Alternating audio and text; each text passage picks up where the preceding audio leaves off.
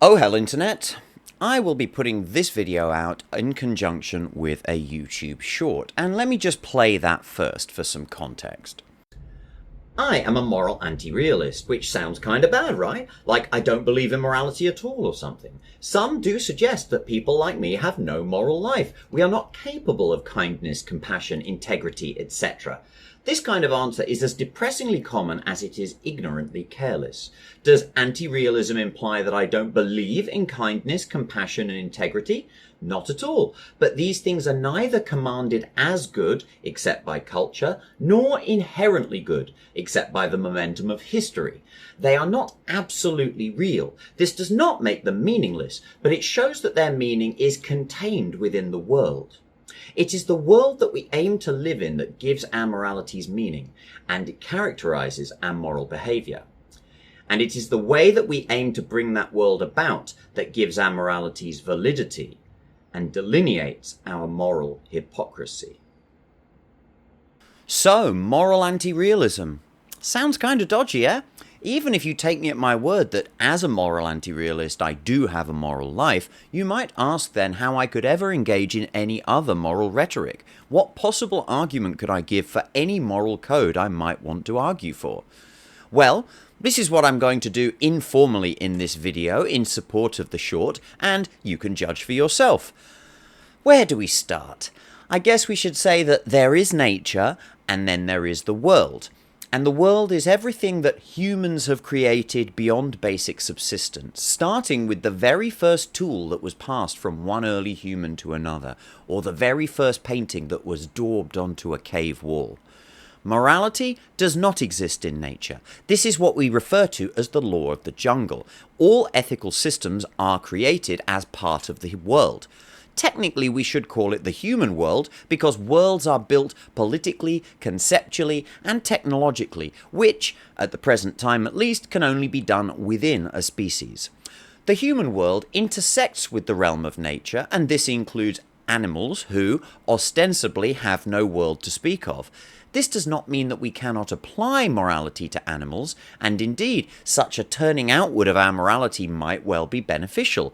But how do we get there? In an earlier video on animal rights, Alex O'Connor tacitly asked this question. If I remember correctly, that's if, then he asked something like, how can we treat all humans as equal if we can't recognize the basic suffering of animals? The phrasing is loaded here and seems to obfuscate a fundamental dichotomy in how moral theories develop, top-down or bottom-up. Top-down morality is a dynamic process from the in-group outwards, making it easier perhaps by analogy to recognize the moral worth of out-group humans before that of animals. Conversely, bottom-up morality begins from moral principles and tracks the various outcomes in sequence, which means it might be easier on principle to recognize the moral worth of life in general, and therefore animals, more than that of out-group humans, which may explain militant vegans. But I'm spitballing here. The animal rights issue, though, is actually just a warm-up. So far, then, we have the human world and morality existing entirely within that world, not real outside of human action. But this puts us in a dangerous place. Every in-group has their own morality, and that is their right. So does moral anti-realism lead to a war of different in-groups? Potentially, yes, but not necessarily. And if you, as an individual, agree to treat your in-group peers as individuals, then to me I would say that you are committed to the Arendtian premise that it is men, not man, that inhabit the world. I.e., no matter how much you raise the individual up, the individual can function only as part of a community. Personally, I would say that this commits you to wider communities. If you must recognize the individuality of an in-group member, then what is the reason for not recognizing the individuality of out-group members on the same principle of social identity? Furthermore, I argued in my video on the Euthyphro that if humanity, the species, is to become a single locus entity on Earth, then it is suboptimal for that entity to be represented by only a single instance of the separate cultural entities that seeded it. And yes, there is nothing stopping you from hardwiring the moral superiority of your particular in-group. But in the modern world, that is a self-evidently unsupported approach, and no traditional narrative is able to maintain that in the modern world as we see it. And are you really prepared to start killing people over it when cooperation has always been shown to provide the best results? Stupid, macho bullshit. We now have a structure that permits multiple coexisting moralities, but here the right wing do correctly point out an elephant in the room. This structure is only stable while it is marshalled by power. Every population should maintain its own functional military, but the most powerful militaries will have de facto control over maintaining the system. However, an ideological trap lies here. Throughout history, the strongest militaries have generally ensured stable governments, both for an empire and even for various satellite states. But powerful militaries can become stale or rebellious, and to avoid this, there's always the temptation to just kinda use them a bit. And this in turn tends to destabilize the government as the military becomes out of control. Perhaps this can never be avoided entirely for various complicated reasons, but isn't the whole point of having a world at all to make the cooperation of different individuals and groups of individuals easier and more productive? This is the root of my general wish towards greater international cooperation and integration, but I am aware that another trap exists, and that is loss of identity. Along with each morality comes a different cultural tradition, and you may have noticed every in-group is rather attached to theirs. No one other than an extremist wants to eradicate other cultural traditions, and the only people who make this into an intractable culture war are the extremists and those who have been manipulated by their fear-mongering, of which there are many. So it is for us to avoid the twin horns of militant isolationism and total cultural homogenization. And we can of course expect problems. There are no utopias and I am not selling one. But seriously, if there is a system that can remain stable for the long term in the mass modern world, is it realistic to keep grimly clinging to the same old system of centralized power driven by egos that was reflected by earlier stages of humanity? Not everything will change, of course, but a world of billions demands new systems to enable the best outcomes, and childish moral absolutism in either direction is counterproductive to that goal. So, in brief, this is how we get to a plausibly stable moral anti-realist position. Every nation-state is entitled to its own moral standards, and everyone recognises such a situation is tenable based on the spirit of cooperation and mutual respect. This is not too dissimilar to the image of the post-Cold War world order. Oh, that it were really so, but nonetheless some progress was made. It was at that moment that a black-clad man burst into the room. It is lunacy to accept that obviously lower well-being societies have the same moral value as higher well-being societies. If a culture routinely engages in bad practices, then manifestly it is full of bad ideas, and therefore bad people. What was that last bit, Sam? Nothing. Bye! I have my own perspective on what constitutes well-being in humans, and I imagine it is largely consistent with Sam Harris's. I will, for example, defend women's rights against the Taliban and conservative Islam more broadly. But my personal moral anti-realist position requires that if I wish to spread my expression of well-being, then it must be in a way which is consistent with that well-being to the greatest extent possible. Like I said, self-defense notwithstanding. Western cultural credit was at its highest precisely when the implicit message, at least publicly, was that we believe our system speaks for itself in its results, and we will not force anyone to accept it, but we welcome all those who do. But the Western hegemon fell victim to our old nemesis, monotheistic exceptionalism, and its attendant victim complex. Let's be clear, all in-groups are capable of this, but the Abrahamic religions are the fucking masters. And you all heard me. All three Abrahamic religions are precious little victims with their divine mandates, and they are all prepared to ruin the world for everyone in order to carry it out.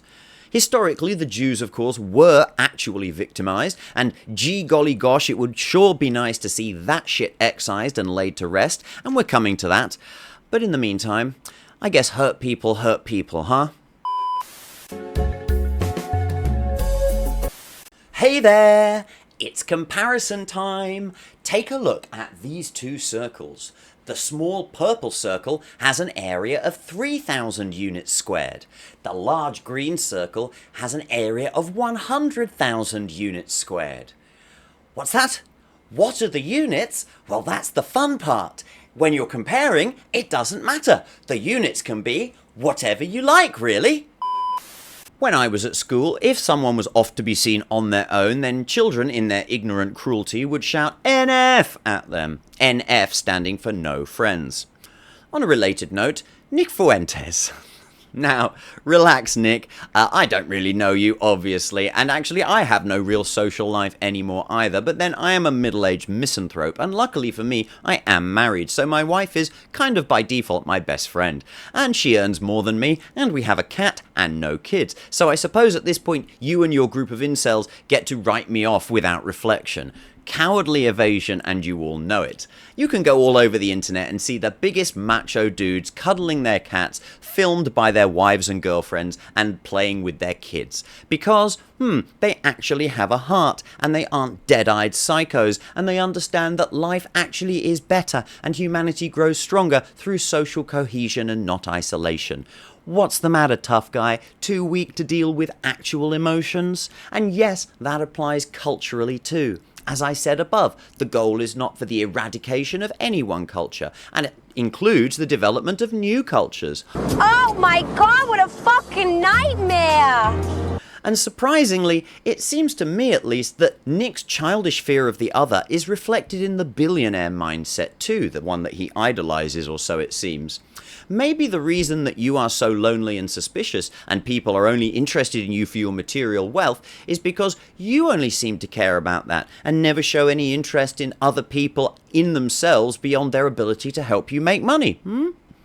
And yes, I am still a moral anti-realist, so you are able to come back at me and say that in fact your actual morality really is that old-fashioned might makes right to the victor the spoils mentality, complete with your patriarchy DLC. And I say, alright, Nick, Elon, thanks for being honest, but where the fuck does that get us? Nick Fuentes obviously hates half of his audience half of the time, and now I just see him on Piers Morgan, and his main point seems to be pontificating on the style choices of Nazis and spewing theocratic superlatives based entirely on smug self-assurance. It's like his literal only joy in life is presenting as more intelligent than everyone around him. He and Ben Shapiro might have more in common than they think. I admit that is rather harsh on Ben, actually, and it gives us a segue into the anti-Semitism stuff. And I'm not going to go too much into this, to be honest. I have made a video on anti-Semitism. I'm not a fan. I broke it down into parts and explained my understanding, which is obviously incomplete. TLDR, not all rich cunts are Jews, overrepresented in the population maybe, but that doesn't prove collusion. And if they are colluding, wouldn't they have actually won by now? Kind of a weak argument, really. But none of this changes the fact that the Zionist project is so repulsive. But some people will just never believe that you can hate the genocide in Gaza and the Christian Zionist apocalyptic mental illness and still acknowledge Israel's right to exist and the humanity of the Judaic people. These two things are different, and if you aren't prepared to discuss it on those terms, then you are being dishonest. And I don't know whether it's born of trauma, or cowardice, or social protectionism, or self-interest. That is for you to reckon with. Or not. Oh, and Nick, have you considered Warhammer 40,000? You can roleplay all the confidence you like, be big and strong, play with big guns, and even the women are so macho you'd expect them to have a dick. And we know you like that kind of thing too, don't you, Nick? Just remember, it's only a game.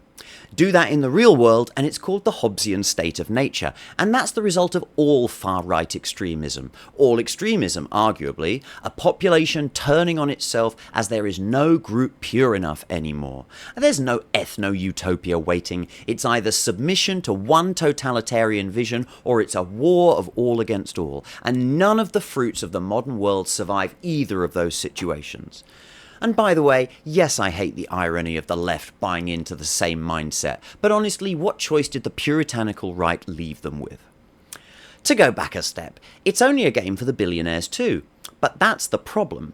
One of the dragons in the UK's Dragon's Den programme was called Theo Paphitis, and I remember watching him in an interview jovially commenting that money is just a way of keeping score these days. I have nothing personal against Mr. Paphitis, but I take strong exception to that sentiment.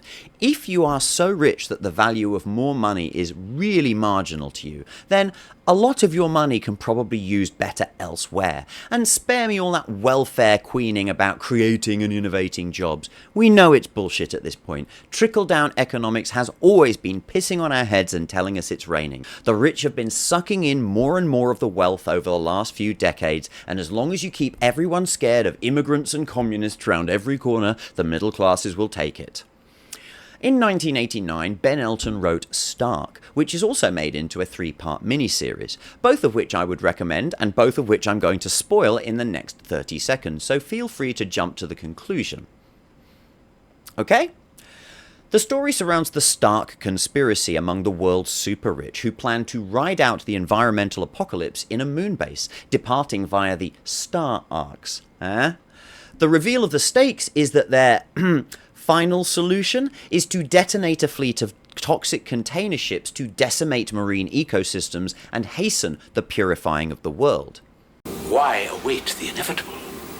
Better surely to cleanse the world tomorrow, that we might build another Eden for us to exploit afresh. In the mini-series, the conspirators are blown out of the sky before they can escape, but in the book, they get away with it. The last chapter is called Hell on Earth as It Is in Heaven. The human race limps on the poisoned surface, and the inhabitants of the Star Arcs are miserable because they despise each other. The only thing that kept them working together was the plan to escape. And doesn't this highlight something that we also see in the real world about the mindset of wealth acquisition? In this video, I have described my moral foundation as a moral anti-realist, and I have suggested how a world such as ours could function without the assumption that there must be a single right and wrong, including some of the obvious problems that the right wing, generally, and correctly raises in response to such radical, progressive modern worldviews. Also, unless we do believe in global race wars and hermit kingdoms, Nick, then the international community is going to continue to be a thing, and that will also mean immigration. And you can have a reasonable conversation about limiting immigration, but that's not what we get, is it? Fear-mongering and grievance driving is what we get. The recent grooming gangs controversy in the UK is instructive. I did not commit all the facts to memory because I don't aspire to be debating these points, frankly, but please fact-check me on this assertion. The bad things happened, and that is a terrible thing, but the scale is being horribly misrepresented as an epidemic or a cultural invasion. There genuinely was collusion and conspiracy in cases of abuse in 2 or 3 different networks over several decades in different parts of the country. But it doesn't represent a systemic problem, although it was large scale on a community level, and that is why the trauma is so great. The inclination of the government, then, to minimise an inconvenient set of facts is to be taken as pretty much simply that. How would Boris Johnson have handled a situation like this? Or how does Trump? Forget your moral pearl clutching. Let's be clear. Of course some Muslim men, and maybe even some whole congregations, fantasize about Islamizing the UK, just like many Christians fantasize about Christianizing the world. I will say it again and again until I get a meaningful response. All Abrahamic religions share the same victim-savior complex that, along with various social traumas, is driving them mad, especially in a world where the purest forms of these creeds are just not sustainable anymore. Everyone can go and check again Marcus Brigstock's old rant on this. And no, secular life is not perfect, and there is wisdom still in the old traditions. But the new world is different and will continue to change, and that needs to be taken into account. The parable of Pandora's box was less a tale of hubris than it was of simple causality. Bye for now.